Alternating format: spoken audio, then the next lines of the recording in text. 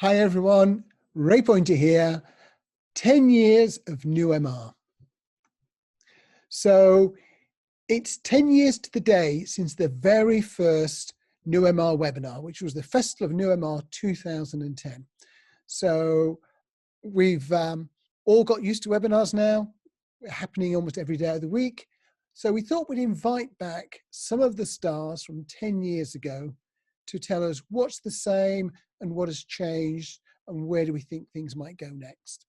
A few hours ago, about 10 hours ago, we had 4 of the speakers from Asia Pacific, and the recording for that will be available online shortly for those of you who are not up and listening 10 hours ago. My name is Ray Pointer, and I'm going to be taking us through the session today. But before we look at the details, I'm just going to show you the sponsors. The reason we can do all of these webinars is that these wonderful people here, the sponsors, give us the cash that enables us to pay for the licenses, the processing, and all of that background stuff, the website hosting and so on, so that we are able to offer the blogs and the webinars and the podcasts for free. So big shout out to all of these organizations. The next time you are looking for any services, please do consider visiting them and getting a quote from them. If you do speak to them, please do say, hey, it's great that you sponsor those wonderful NewMR people, because it's coming up to renewal time, and we're hoping that some of them will renew and be sponsoring next year as well. 1 or 2 of these have gone all the way through the 10 years with us. That's fantastic. So let's do those introductions. And Betty, if you want to go first. Hi Ray and fellow panelists and audience members. My name is Betty Adamou. I'm the CEO and founder of Research Through Gaming, which is also almost 10 years old. And I'm also the author of Games and Gamification in Market Research. I'm also a workshop leader in all different industries related to gamification, and a frequent writer about serious games and gamification with my column How Games Are Changing the World with the Research World Connect online magazine. Thank you so much, Betty. Tom, joining us from Belgium today. So Tom, can you introduce yourself? Yes, thank you, Ray. Hi, everyone. I'm Tom. I'm a managing partner at InSites Consulting. InSites Consulting is a global marketing research and consumer centricity consulting firm. Started out of Belgium 22 years ago, but in the meanwhile, we are in 17 countries around the world. And within the company, I am speaking a lot for our clients, giving trainings, doing workshops, all on the topic of new methods in research, consumer insights, and consumer centricity. Wonderful. Thank you, Tom. And Annie, I guess you're joining us from Toronto. Is it snowing yet? We have had a few inches of snow thus far, although it has melted. So my name is Annie Pettit. I'm a freelance consultant, and I do a lot of my work in terms of marketing content, white papers for clients, as well as qualitative research reporting, which is a lot different than what I used to be doing, but it's great fun. And I'm also heavily involved with global standards for the marketing research industry. Thank you, Annie. And John, we're going to swing back to the UK. And if you could introduce yourself, that'd be great. Hello. Yes, I'm Jon Puleston. I'm doing exactly the same job as I was 10 years ago, but since then, my company's changed, official titles changed in about 3 times. At the time I was working for GMI, then we became Lightspeed GMI. Now we're part of the Kantar group. Lightspeed got purchased by the Kantar group, and now my official title is Vice President of Innovation for Kantar Profiles Division. So, and my role is rather expansive, conducting essentially research experiments for the group, looking at new methodologies. Yes, I think you have a role that a lot of us are very jealous of, John, the ability Yes. to experiment. I do, yes. It's a great job. That's wonderful. Okay, so thanks for the introductions. And Betty, 10 years ago, you are a very new face on the scene for those of us in the research world, and you said, I'll Facebook you.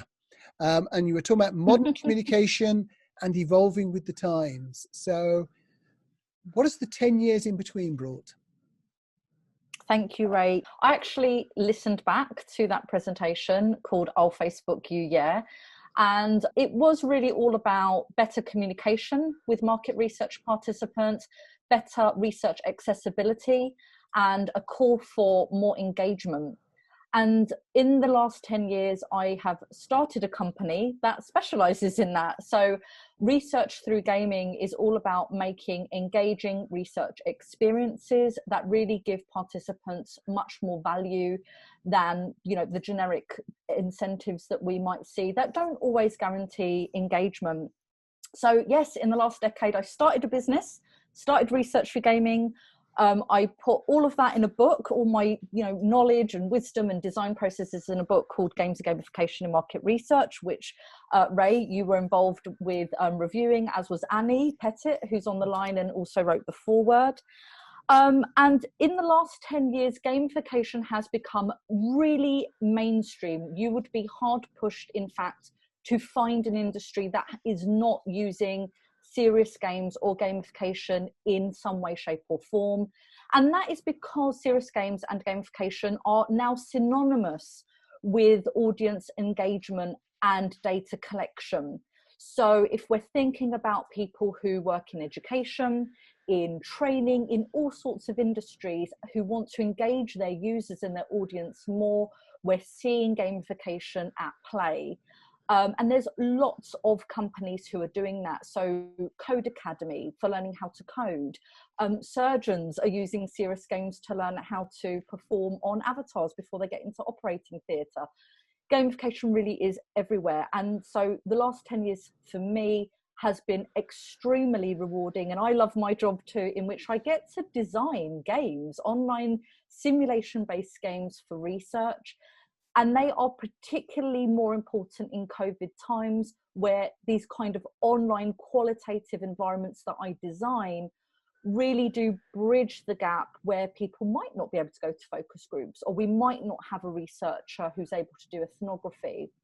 And so that's what I've seen change mainly in the last 10 years, is the rise of gamification in all industries, but also my own work. More and more clients, not just the Fortune 500 clients, but more clients from diverse areas, political parties, all the way through to hospitals have been in contact with me because they're interested in that engagement and in that more reliable data from online interactive platforms.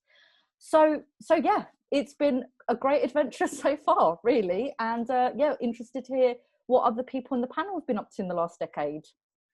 So thank you for that, Betty. If anybody out there in the audience has got a question for Betty, or has got a point of view or an observation. So particularly, I see we've got people from Mexico and Argentina here. Are these sort of things resonating there in the same way?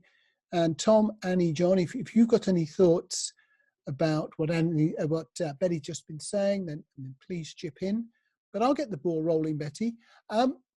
What sorts of companies, but no, what sorts of people get this best in terms of insights? Who are the people, when you speak to them, you say, yes, they really get the idea? The people who, are the ones sending the emails or phoning me on my mobile to say, hey, I heard about what you do and I'm interested, are often insights professionals within a market research team within a brand. So they are a member of the research team with an end client, as we would call them in market research. And what I have seen, and it is a pattern year on year, that they are very candid in saying, you know what, we've been working with, whatever organisation on traditional market research, it's just not getting the engagement that we want, and we're not really able to make, sometimes quite expensive business decisions based on data that we can't really rely on. But what I've seen change over the last 10 years is that the insight professionals who are calling and emailing are already doing research about gamification. So it used to be that a lot of my role was actually educating the client on what gamification is and the benefits. But especially with some of my more recent clients from global brands, they have had money in their own departments to do some research and attend workshops and things like that. So by the time they've come to me, they're really clued up already on what gamification is and how it's being used in various industries. The other change I would say that I've seen is it's not just insight professionals and market researchers getting in touch with me. And Ray, you'll know this is somebody that I talk to on a regular basis. I've also seen companies approach me who are app developers, who are new startups, who are from political agencies, who are from healthcare organisations, who recognise, again, that need for engagement and reliable data. So it might be that they've got a training program that is just not getting the engagement that they want. It might be that they're an app and they really want to engage their users in a unique and innovative way. So that's been a big change. So that means my client kind of base, if you like, has really branched out of market research as well.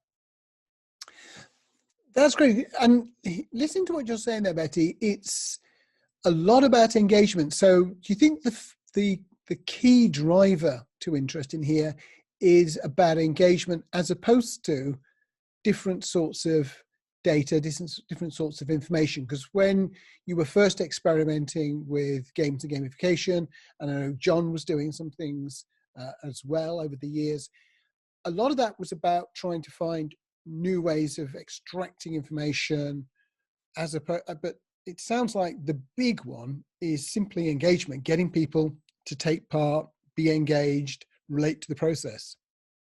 That is a big part of it, absolutely. But there are other layers which are really important to talk about in any discussion about gamification. And when we're thinking about understanding experience, the why behind the what people do. So if you can imagine that you're playing a game in which you've got a kind of virtual environment, and there's all sorts of different opportunities to what you can do and limitations to what you can't do. This comes back to kind of like deprivation studies that we're really used to, and max diff and conjoint and things like that. But where researchers are more interested in the why, it's a really interesting way to look at a setup, observe people's behaviours in context. So yes, it's about engagement, but it's also about looking at different data that you wouldn't be able to capture through a traditional online survey. Because it's virtual, because it's interactive, because we're using the technology available to us to look and develop these environments. So in lots of ways, with my research games, you can almost simulate or rehearse the future, if you like. So what would people do if, X and Y options were available to them, or if A, B, and C, limitations were put on in terms of budget or time or whatever it might be. And one of the most recent studies I worked on actually bridged a different sort of gap. And it was for a Fortune 500 alcohol brand. And it was all about how bartenders would serve a certain type of alcoholic beverage as a cocktail. And of course, there's loads of different variables, isn't there? When you go and get a drink at a pub or a bar, what a bartender might recommend to you might be really different depending on the weather outside or the time of day or how busy the bar is or even the age and the gender of the consumer. And so what I did was be able to take all those variables, break them down into different levels, create a storyline, that you've got a bar and you're trying to make it really successful. And it's a whole new way for a client and a researcher to see choices being made, especially, again, like I said earlier, in COVID times where you might not be able to go into those environments to observe that information for yourself. So yes, it's about engagement, Ray, but it's also about gaining different types of data that traditional surveying methods just clearly, would not be able to capture. The other layer of it that's really important, and I'm sure will really intrigue a lot of our listeners, is that gamification gives other types of values to participants where traditional market research might rely on incentives like cash incentive and prize draws and so on. And so when I do a piece of research, and one of my longest running research games is not actually incentivized, we're giving people a sense of self-discovery. We're giving them self-discovery value. They're learning something about themselves through playing a research game, and we're giving them data back that they feel is important and useful to them. And that feedback mechanism that's so ingrained in gamification is not just important in market research, as you can imagine, it's important everywhere, you know, training, education, and so on. And so that's another element of it as well, Ray. It's about engagement, it's about getting different types of data, but it's also about giving a really valuable experience to participants that is just beyond giving them, you know, a little bit of cash for their time. Okay, we've got two questions. The first one has gone to only to the panelists. Hi, Betty. How have you found ways to link games to theoretic foundations relating to consumer behaviours, motivations, etc.? Well, the short answer is that I haven't needed to find those links because they are out there already. There are tons of books and journals and papers on the links between games and motivation, changes in consumer behaviour. And actually, it's one of the main reasons that we see gamification and what's called serious play really prevalent in the marketing industry as well, actually. So advert games is a term that's been used for a really long time now, and advert games are being used on social media. I saw loads of examples of that during coronavirus times as well. So the links are out there already, and I'd be really happy to share some recommended reading with the person who asked the question. Super. And the second one has gone to panelists and attendees. How can we encourage traditional researchers who've settled into their own routines to incorporate more aspects of gamification? That's a really great question, and I would say three things. So education is the first one. You know, I've got workshops that are readily available to go where I teach about, you know, what gamification is, how to use it, how it's beneficial in market research. So education is really key. The second element is to have an ambassador within your team who's going to do the work, you know, who's going to go out and listen to the workshop and read the books and so on, but also put that learning into action.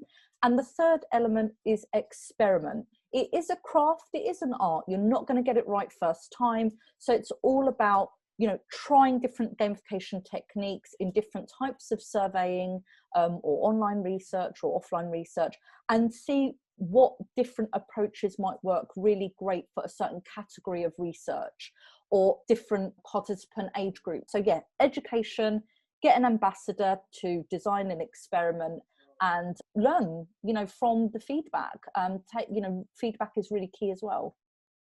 I'm just going to be slightly provocative there in that I have a general policy, Annie, who asked the question, and Betty, which is, if I'm talking about a new technique, games, max diff, conjoint analysis, attribution analysis, storytelling, I show it to people, and if they're interested, then I take them forward. But I tend not to try to persuade people who are not interested into becoming interested.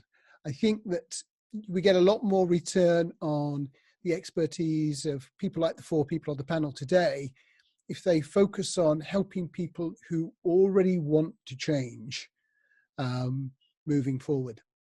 Yes, absolutely. That's where I've had a really easy ride of it, actually, in the last 10 years, because every client that approaches me, they're at that point where they are a little bit frustrated, if I'm honest. That's what comes across quite clear, you know, with whatever kind of methods they're using at the moment, but they are ready for change. They're ready to embrace something different. And so very often it will be an exercise in innovation within their department internally.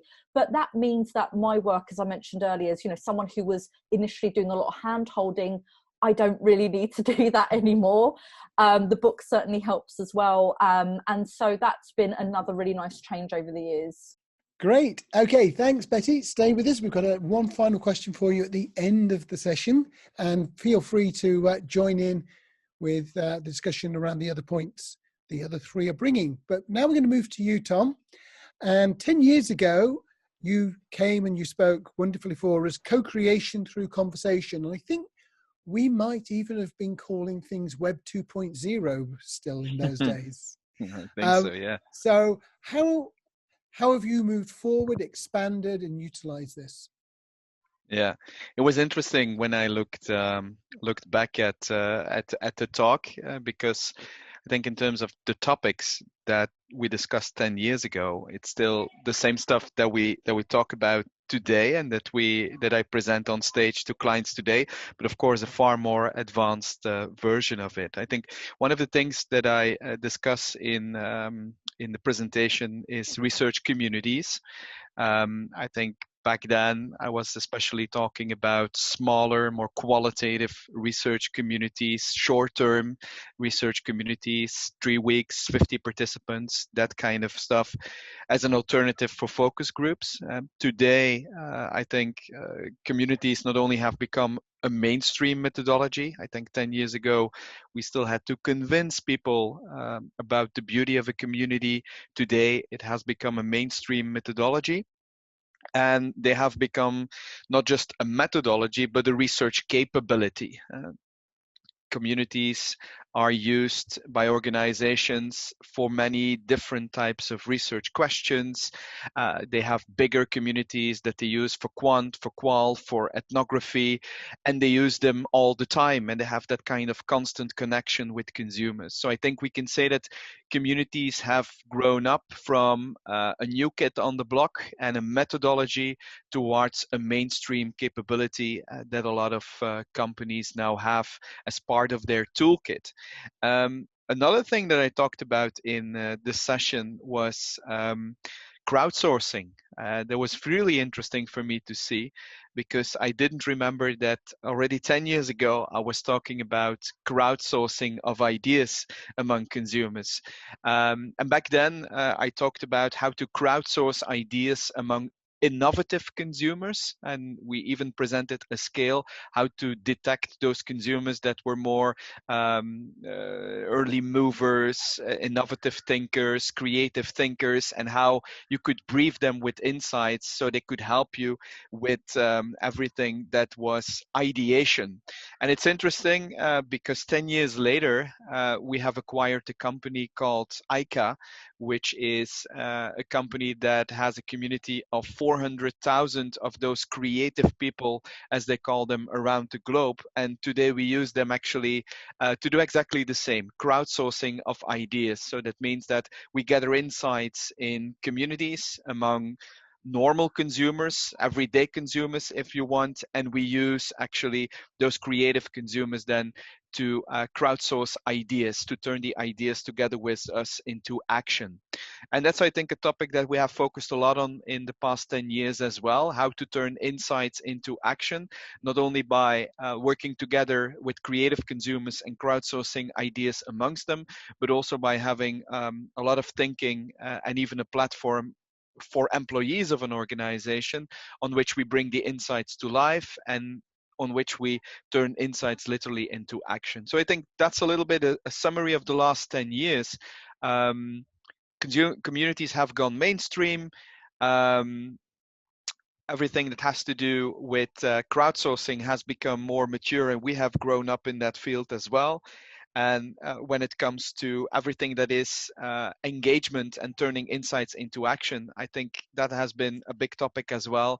How can we not only engage, like Betty was talking about, consumers in research, but also how can we engage stakeholders with the insights we gather from those pieces of research, and how can we literally help them to turn more insights into better ideas and better action, being it through all kind of workshopping techniques, digital platforms, or through crowdsourcing. So that's a little bit, I think, the summary. But it was interesting to see that actually not that much has changed. It just has become bigger, more mature, more advanced. But in the core, the idea or the philosophy behind things is still very much the same. And that was interesting for me to see. Thank you, Tom. I mean, I would agree with you entirely. And so I'm going to encourage people in the audience to ask questions, people on the panel to ask questions as well. I'll get the ball rolling. So Betty mentioned that instead of a cash incentive, part of what they're offering is joy and self-discovery. So with crowdsourcing, with the consumer consulting boards, all of these communities, what else are we learning about incentive? Obviously, cash has a role, but what about the other Mhm. things? Yeah, I always tend to talk about a cocktail of incentives with different types of incentives, and it could be the fact that you are part of something exclusive, an exclusive group, an exclusive community. You're invited to be part of a group of people that can have an impact on a company, and you can feel that impact more closely. So you're part of an exclusive group of people that can have an impact. The company is telling you what the impact is you're making because they are giving feedback. You can try new products earlier than other people. You can see new commercials before other people see them. So you are one of those people that is in the know much earlier. That is also part, I think, of that cocktail of incentives. And of course, like Betty said, making it fun is very important too. And I think it's always important to have some kind of cash incentive or something material that people get. But for me, it's a combination of all those things. Yeah. And since one of the things that's changed in a really big way over the last 10 years for InSites Consulting is that you were mostly a Belgian company associated with Ghent 10 years ago. Now the sun doesn't set on the InSites empire with the acquisition, and I see that the name has changed in Asia Pacific now with working with Maz, and my old colleagues joined the dots. So are you discovering different things around the globe as you work with these communities and crowdsourcing? Yes and no, I think. I think communities have many different kind of there are many different ways to run communities. I think when we started out with communities early 2006 2005, we thought about it as small qualitative alternative for focus groups, while at that moment in time there was also already a C space or community space back then in the US, which was more like bigger communities, more quantitative. And that was back then a little bit the difference between the different types of communities. When we look at communities around the globe and how they are done within the companies that we have joined forces with in recent years, I think there are many different interpretations of what a community actually is. Some are qual and quant, some are big, some are small, some are more based on surveys, some are more engaging than others.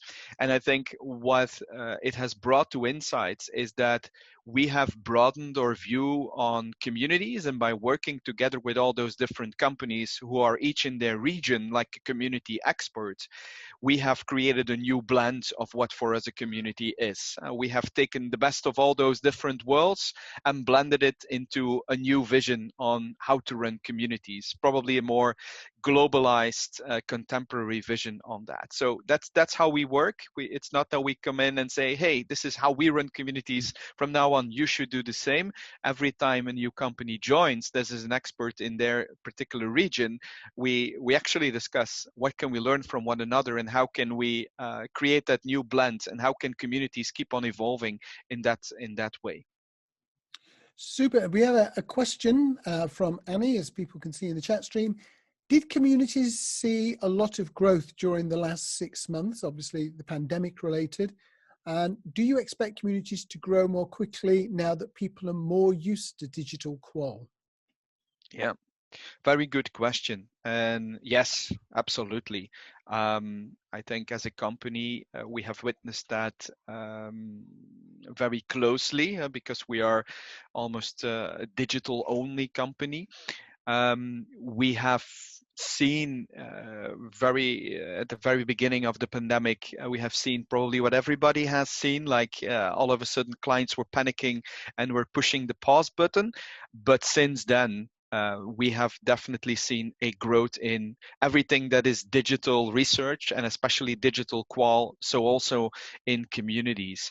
And it's very interesting to see that even the companies that, given the industry they are in, are not in a perfect condition and a perfect situation, that even those companies are renewing their communities. So it also shows that it's a very valuable tool, and it has become a capability that companies can not almost live without. So definitely we have seen a growth, absolutely. I have seen a lot of clients that for the first time tried digital qual, and that had a lot of negative thoughts about it before, but now that they have tried it, they say, "Wow, this is more interesting than I thought." And not that they are not going back to offline when it's possible, but they say definitely from now on, digital qual will become part of my mix. So I think the pandemic has been a tremendous, a tremendous growth factor for digital qual and communities in specific. Fantastic. We've got time for one more question, and we've got one here from, as you can see, from Betty. What would be your top 1 or 2 wins for running an effective online community, and anything that you and the team have learned specifically more recently about making the community better? Yeah. One of the things we have focused on in recent years is the type of participants that we do research with.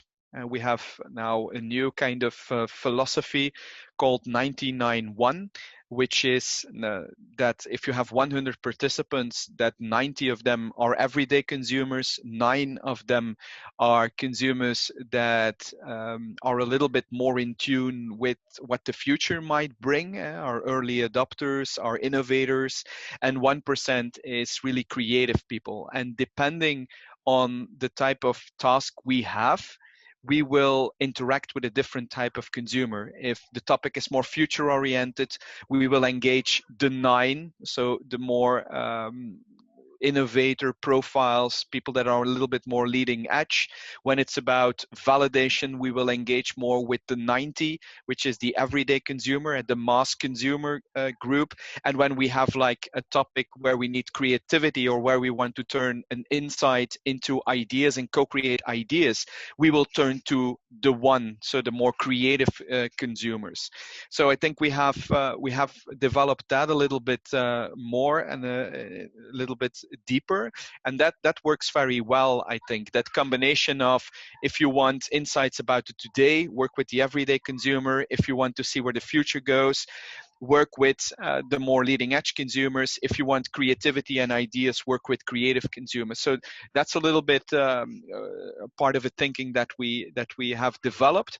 And another one that I think communities are really great for, and that there is a big demand for that as well, is the more kind of bringing consumers to life within organizations. Everything that has to do with connecting with consumers, because that's, I think, one of the key advantages of communities, the fact that you can get a touch and feel with the consumers behind the numbers, with the consumers behind the stories. And that's what a lot of companies ask more and more. Can we have a couple of chats afterwards when we have the insights with the consumers that experience the insights, to actually talk about those insights and to really get a feeling of what those insights are about. So that's definitely also something that we have developed more, apart from just doing great research, also using the community to bring the consumer to life within the organizations. And we have never done more Zoom one-on-one speed datings with consumers than this year. So it feels like this is also a territory that lots of companies want to explore. To bring their employees and their marketing people and innovation people not only the insights, but also bring the insights to life and create and build empathy with consumers. Thanks, Tom. That's great. So we're now going to move to Annie and Jon. And when I talk to the panel about which things they want to highlight in this session, there was quite a lot of overlap between what Annie suggested and Jon suggested. So we're going to take a slightly different format here. I'm going to ask Annie to introduce her take on the topic, and then Jon will introduce his take on the topic, and then we will throw that open to discussion afterwards, and we'll give them obviously longer than just a single person's slot. So Annie, first of all, 10 years ago you came along and we had this wonderful title, Mr. Survey Flirts with Ms. Social Media Research, which also led to a book. So tell us about the 10 years and your topic. Well, I cannot believe it's been 10 years, but you say so, so there it is. And I also cannot believe you stayed up for 24 hours, which was truly impressive to do this sort of work. So 10 years ago, I spoke about social media research, and with the focus being on scientific rigor and educating people about how social media research is simply another way to look at traditional research. You know, with questionnaire design, we develop specific questions, and you do the same thing in social media research. You have specific issues, topics to look at. We talked about data quality of questionnaires, data quality of social media research. All the specific issues that we focus on with social media research are the same things that we focused on with traditional questionnaire research. Of course, I left that topic aside, goodness, 5 or 6 years ago. And since then, I've had a great time watching as social media research really grew up and became something that people just know and look for and include in their research toolkit on a regular basis. So that's been really fun to see. But in that time, I've transitioned my role into more into standards of practice, standards of quality for the market research industry. So making sure that people who are new to research know what to look for when they're seeking a new vendor, or when there are companies new to, for instance, technology, they might use these sort of standards to realize, yes, they actually are part of the market research industry. They may see themselves as technology, but they still need to be careful and take care, pay attention to all these different criteria that traditional researchers have been working towards for so many years. So now my time is really spent on education about marketing concepts, research concepts, and making sure that there's a set of standards backing up all of that work. Thank you, Annie. And Jon, 10 years ago, you were very much on the creativity side with how to stimulate creative thinking in online respondents. And as you said in your introduction, it's been an interesting 10 years. So your take on this topic going forward? Well, I think what we were doing at that time was demonstrating the cause and effect of more creative priming, using alternative ways of gathering information from people, how to get people in the right frame of mind to give the types of answers you wanted from the survey. And that particular set of experiments was exploring how to get people to essentially be more creative. But the sort of moving out from that, what the last 10 years I've been exploring is how you apply that idea of priming, how you get more effective answers out of people in lots and lots of different dimensions. You know, I've done research into how to get people to more effectively evaluate advertising by getting them in the right sort of thinking mode, getting people to predict things, which is very heavily reliant on how you prime things, how you pitch up the idea, using some of Betty's techniques of gamification, essentially. We found that, I mean, talking to Betty's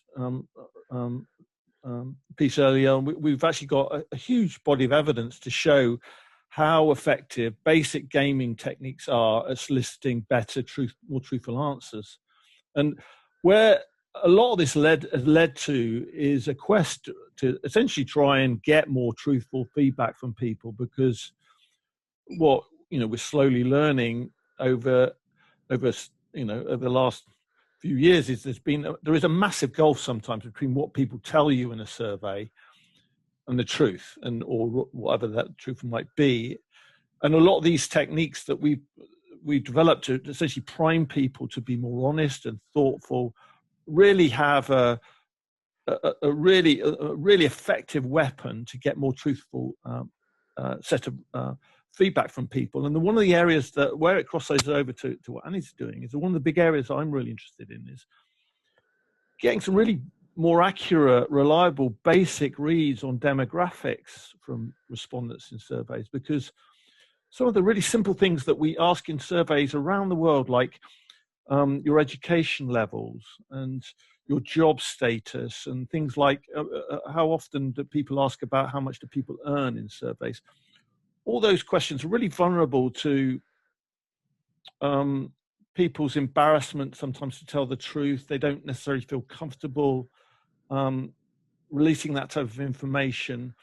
And we've discovered that some of the very simple priming techniques that I presented in that very first presentation a decade ago are incredibly effective, encouraging people to be more candid and honest about their thoughts and opinions and be more truthful about themselves. And so we developed this, what we call real lives priming narrative now, to say that, explain what research is about, that we want to understand the real lives of people around the world on different, from different walks of life.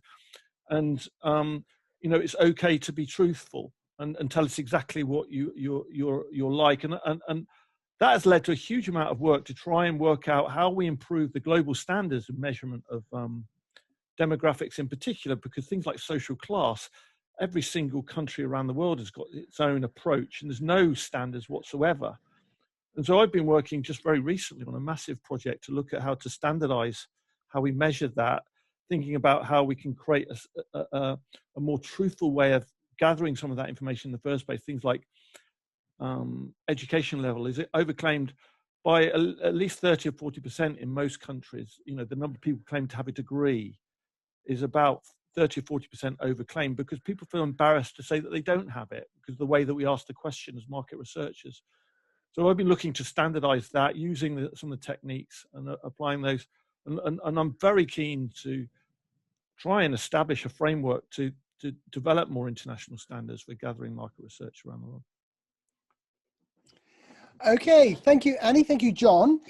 We've got the first of the questions coming in, so I do urge people to join in, pitch in with your thoughts and observations. But from Betty, Annie, do you feel that your experience in pioneering social media and listening helped you in the transition to how can we bring about standards and so on? Oh, hugely helpful. I spent so much time trying to figure out how to translate the language of social media research into the language of questionnaire research, finding words that were meaningful for one group of people that didn't lose that same meaning speaking to another group of people. So it was a really good way to find common communication methods, less complex, more accessible language, and that's what standards are all about. It's transparency of content, of topics, so that everybody knows what we're talking about, regardless of your experience in a particular method. So absolutely, having a base in social media research is really helpful in improving my understanding of communication and language and transparency within the research industry.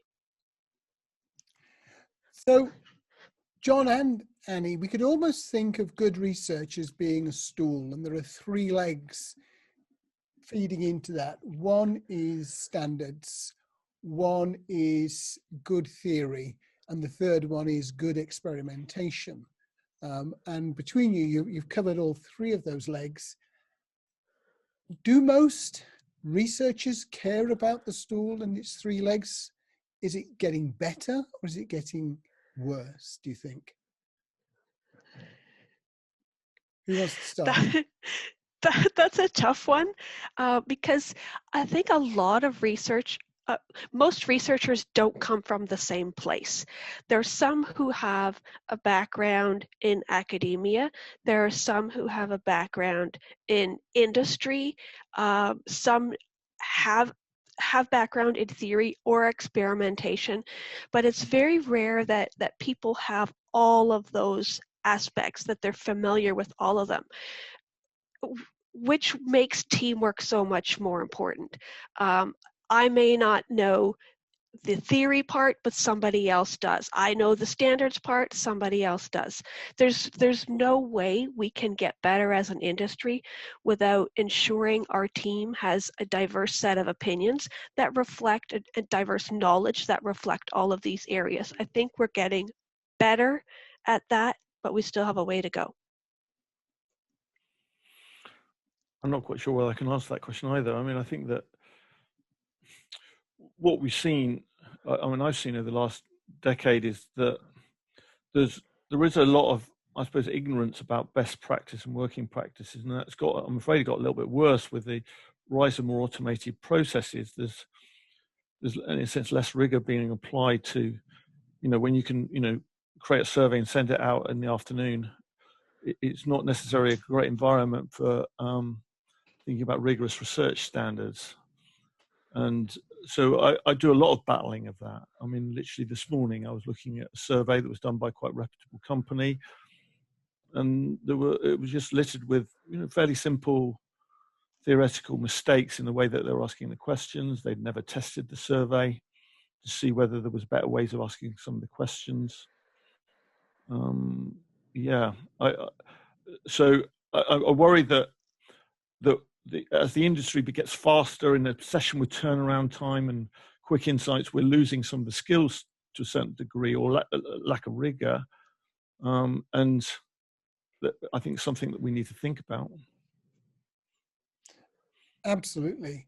And if we take the extension, you talked there about agencies working under pressure, we could call it DIY, or we could call it democratization, but people with no research training who have a need of insights because they're working in design, they're working in product management, have available tools. How might we help them with standards and the processes? Should it be education? Should it be built into the software? Should we have bots that test their surveys for them and tell them whether or not it's useful? I definitely think education is a really critical element of this whole process. I would argue that we're at the stage where we need to almost upgrade market research to be seen as a profession, recognized as a profession, the skills involved. Because the gap between the answers you're going to get with a poorly designed survey and the truth is going to be scary. Ask you, you're testing out, doing a little bit of survey, testing out 3 or 4 ideas, and show people the 3 or 4 ideas and say which is the best. Well, it's got a methodological flaw there that's going to not necessarily going to allow you to select the best choice. A typical, what do you like this idea type question? You get it's reaped in overclaim, and you get misleading answers. And so I feel that there's education is really the most critical component of that. Because you can't bake in, I suppose you can have a standardized survey that you've baked in best practice, but so much of what we do is fairly casual, that there's no standards to sort of apply. I've seen some interesting work on this from SurveyMonkey. I went to a number of their APOR sessions. By the way, I love APOR. What SurveyMonkey is doing is... Could you just tell the other people on the line who APOR is? Because the title is American Association for Public Opinion Research. There's a sister or a mother corporation, which is WAPOR, the World Association. Either of those, they're very academic, very scientific, and really focused on experimental and theoretical rigor. So I attend as many of those as I can. SurveyMonkey presented a number of sessions there talking about the research they're doing to embed a certain type of standards within their tool. So we see SurveyMonkey as a DIY tool, which I regularly disagree with because I'm a DIY person, but I am an expert in questionnaire design. So it doesn't make sense to say that DIY is the problem. The problem is unskilled use of a tool. So SurveyMonkey is doing the research to embed to first discover best practices and embed those within the tool to really help people who have less experience do a better job. We can't remove that tool from people just because they're not experienced. You know, I fix the electrical outlets and the electrical lights in my own house. No one's going to stop me from doing that. But there can be safety practices that are built into tools to help people do a better job. And I am really pleased that SurveyMonkey is doing the research to embed more safety initiatives into their tool. Absolutely. They get a bit of a bad rep, but if you look for a lot of their published papers, there's a lot of interesting work being done by people at SurveyMonkey, looking at, here are 100,000 surveys with this characteristic, this is what happened to them, here's another 100,000 in this group, because they have such big volumes, they can take out some quite interesting learnings from that. Yes. I would also like to, sorry. Sure. On the subject of rigor, I'd also like to add something that I've seen grow in importance in the last decade as well, which is really the onus on researchers to understand more about the research subject. So, you know, where researchers tasked to create a questionnaire, often from scratch, about a myriad of different subjects. And one of the things that I teach in gamification research design is to build a participant profile.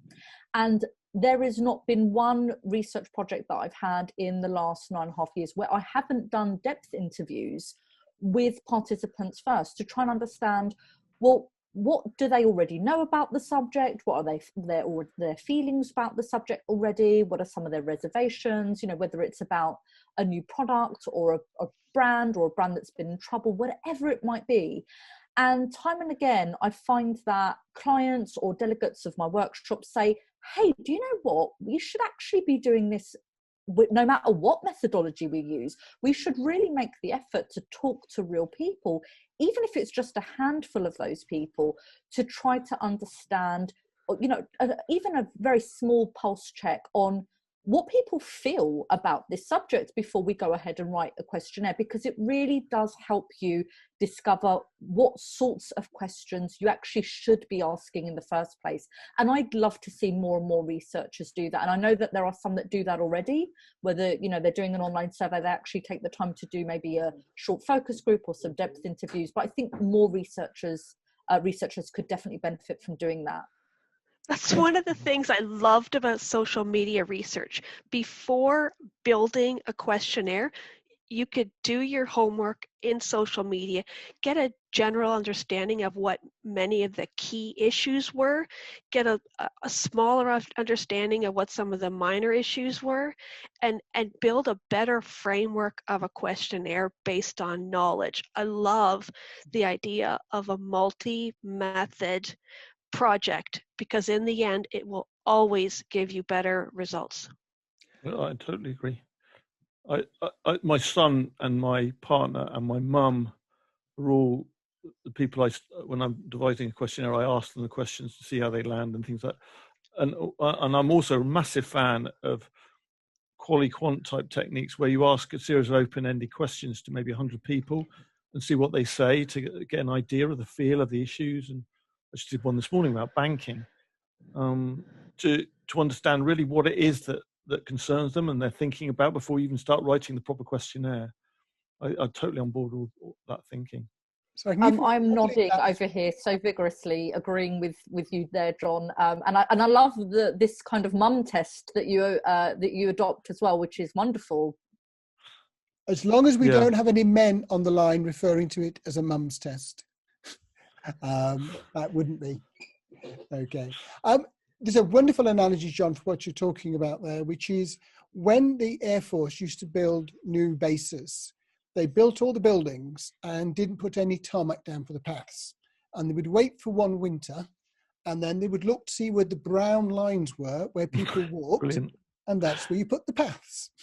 And I think that's what we're talking about, learning from experience, moving on. Just going to, before we close this session, there's an interesting comment in here. There's a comment for everyone to read. I urge people to do that. But one that's come to the panelists, which talks about the lack of rigor in some of the newer disciplines in particular. So neuroscience, running with incredibly small samples, lots and lots of published academic work questioning whether most of the social coding is built on anything that's reliable. Do we feel that some new innovations seem to get a pass? They don't have to go through the same tests and rigor that we're trying to put the more established techniques to? I'll disagree. I think the purpose of science is to run a lot of research, evaluate the set of research, and based on that larger set, come to conclusions. Now, those conclusions might determine that it's bunk and there's no reason to make projections from it. But if studies of 20 and 30, over 100 studies are pointing to a conclusion, then the meta-analysis is the result. It's not always the individual study, and nor should it ever be the individual study that determines whether a methodology has worth or not. The trouble with that argument, though, Annie, is a lot of that work goes on behind closed doors for individual clients who don't get to aggregate information. I mean, I think that, for example, implicit response IAT research is I mean, it's a good example. It's been done on a huge scale around the world, and very little evidence actually say that actually delivers anything better in way of results over and above just asking straightforward questions. And it's sold very aggressively by some people as being, you know, some sort of magical solution. But because the individual research that they do has not been aggregated in the way that a scientific community might do, and then they do some meta-analysis, it goes unscrutinized. And I think that's one of the big challenges all around in the industry with people's proprietorial techniques. So doesn't the provision of cheap sample direct to end clients who may not be skilled market researchers just accelerate the decline of quality of surveys being produced? Is the industry just shooting itself in the foot? Do you think panel companies should employ more skilled researchers to assist clients? We'll take you second, John, because you are a skilled researcher working for a panel company assisting clients at the moment. And Annie, you've had some experience in that area. Yes, I have been part of the whole panel management team. So maybe my opinion is biased, but at the same time, researchers buy sample. Researchers write questionnaires. We know who our target audience is. We are supposed to know the best way to write questions, the best way to reach target audiences. If we want quality research, we need to insist on preparing quality data collection tools. So we cannot pass all the problems in our lives and our research lives onto panel companies. We ourselves need to do a better job of focusing on rigor within our own tools. Panel companies, obviously, there's lots they can do too, but we cannot pass the buck. We've got to take the buck ourselves. And John? Well, I say it's a free market economy and people can do what they want. I think that there's plenty of evidence to suggest that if you don't think about the quality of your questionnaire, you're not necessarily going to get very truthful answers. And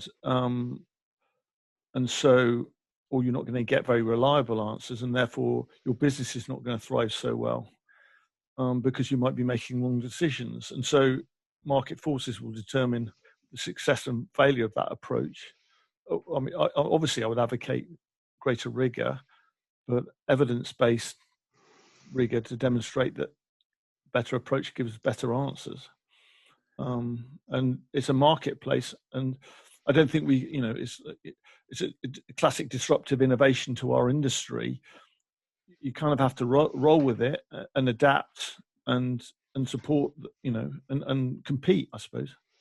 Absolutely. So we've hit the end of the buffers. So let's just quickly run across the panel. And what are you going to be looking at, do you think, over the next 10 years? So Betty? Hi, Ray. I am going to be keeping my eye on simulation games, no matter the methodology, whether they are virtual reality or augmented reality or board games, but yeah, more into simulated experiences with or without gamification. That's something that I have been keeping my eye on for the last couple of years and will continue to do so, because I find it's a really interesting way, again, to get the answers of the why behind the what. And Tom? My field of interest is broadening now towards the world of consumer centricity. So how to create consumer centric thinking companies, of course, by making use of research and connection with consumers, but how can companies really put consumers at the center? So more focusing on what happens inside organizations through or with the insights and through the connections they make with consumers. And Annie? Yes, I'm really looking forward to watching the field of neuroscience and biometrics. It seems like we're still at the very early stages, even though this work has been in progress for decades. But I think we're finally getting to a point where maybe we are becoming more able to measure the validity of these kinds of tools, not simply to look at the data they produce, but to truly understand what some of that data means. So I'm keen to see that. And John? My big obsession of the last couple of years is trying to understand human decision-making at sort of scale, with deconstructing a lot of the behavioral science that's been out there and distilling that into survey work. And I'm trying to push that boundary even further. I just feel the absolute end point is once AI gets sort of usable to be able to do that a bit more intelligently. I'm a bit scared about what that might mean. But I think we're a growing understanding of human decision making and the heuristics and that some of those processes. I'm a bit of an obsession to understand that a bit more. A bit worried about how it then might be used. In fact, very worried. But there's sort of an Oppenheimer type paradox there. But I'm in that world, so I'm definitely going to be pursuing my understanding of that, certainly. I have become the destroyer of worlds, as I think Oppenheimer said.